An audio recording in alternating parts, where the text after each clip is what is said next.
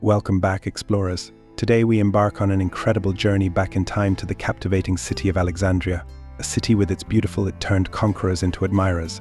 Imagine this, it's the 7th century and Muslim troops march into Egypt, ready to conquer new lands. But instead of just another city to dominate, they find themselves standing in awe of Alexandria's breathtaking beauty. From its magnificent libraries and grand architecture to its vibrant culture, Alexandria was more than a strategic prize. It was an unexpected tourist trap for these seasoned warriors. Join us as we explore the fascinating story of how this ancient city captivated the hearts of its conquerors, leaving a lasting legacy that continues to enchant visitors today. Whether you're a history buff, a travel enthusiast, or just love a good story, this adventure is for you. Let's dive into the mesmerizing world of Alexandria. Stay tuned to uncover the secrets of Alexandria's allure and how its timeless beauty turned invaders into lifelong admirers. Ready? Let's go.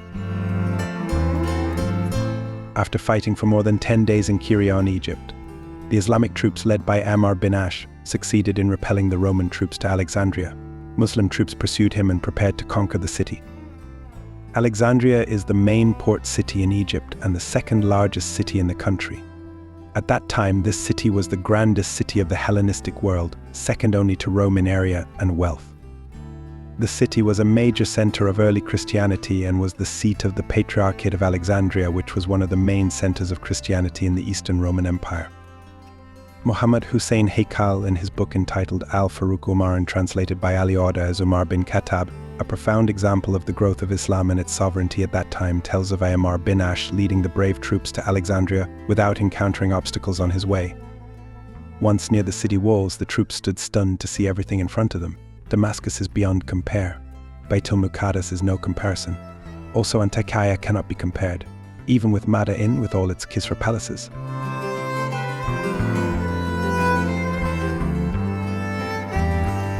The inland Arab people opened their eyes wide to see the beauty of the scenery, which was so amazing it really gripped their hearts and minds. They stood stunned while casting their eyes to the right and left, all of which made them gape even more in amazement. To the east and west of the great city they saw the Mediterranean Sea, which stretched as far as the eye could see. The clear sky had reflected in the blue water, so that in its clarity and smoothness the water carried the color of the sky, also acted by the water which always moved following the interlocking waves and only dispersed after arriving at the beach with fine and slippery sand. The gaze now turned from the sea to the great city. How quickly the sea will be forgotten with its waves that look so amazing. They saw the outskirts of the city in front of them, gardens and parks scattered here and there, buildings and monasteries standing tall among small forests with large trees, some bearing fruit and some not.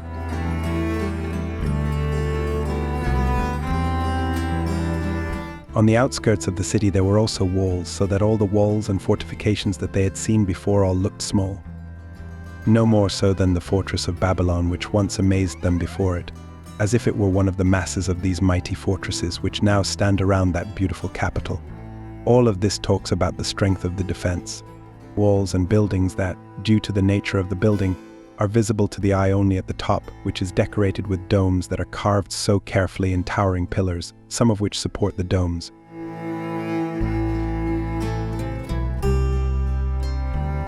People who see it will be even more amazed. In the gaps in the domes, monuments were visible that were taller than those they had seen at Ain Shams. They had never seen anything comparable except in Egypt. Meanwhile, their eyes were fixed on St.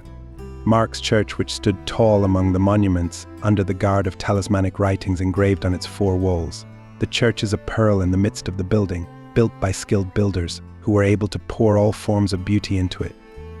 If they turn their eyes to another corner of the city, what appears is the Serapeum Temple with its golden ceiling that makes people very fascinated.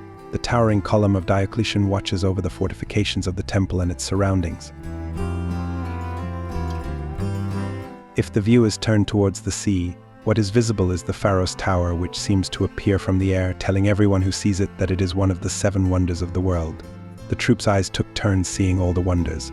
All kinds of buildings, statues, monuments, churches, forts and walls, all of which looked even more beautiful. It is not surprising because Alexandria at that time was the most beautiful city in the world. Did the brave troops relax and sacrifice their struggle to continue to invade and conquer it? No, Allah has compensated him with victory. No matter how strong and sturdy the walls and fortresses are, they will not back down. Ammar saw his troops who were so amazed and excited, but he, who was known to be very careful, did not hesitate to order those in front to storm the walls and fortifications of the city. In his calculations, the Roman defeat at Cheiron must have raised fear in the hearts of those defending the city of Alexandria, and they were convinced that their fate would be no better than that of their comrades who had fled. Among Muslims, there is no doubt at all that this great city will open its doors at the first attack. By chanting the words of monotheism and takbir, they immediately carried out the order. The only thing that still endangered them were the large stones thrown at them from the manjanik installed on top of the city walls. The problem was that the Romans were sure that when they withdrew from Cheiron, the Arab troops would soon follow, and the enthusiasm for victory would make them less careful and would immediately attack the city. Therefore, Theodorus ordered his troops into the fortress and ordered the outskirts of the city to be evacuated. The manjanik throwers were placed on top of the walls to rain down large stones on incoming enemies. But when he saw the hail of stones, Ammar was sure that the Romans had made preparations and were ready. He became alert again and ordered his men to circle back behind manjanik's target. That's where his troops camped, and he himself began to devise a new strategy. And there you have it, explorers. The mesmerizing tale of Alexandria, a city that not only survived the tides of conquest but thrived through the admiration of those who sought to dominate it. From its awe-inspiring architecture and legendary library to its vibrant culture and stunning coastline, Alexandria remains a testament to the power of beauty and resilience. It's a place where history comes alive, inviting each visitor to walk in the footsteps of those who once marveled at its splendor.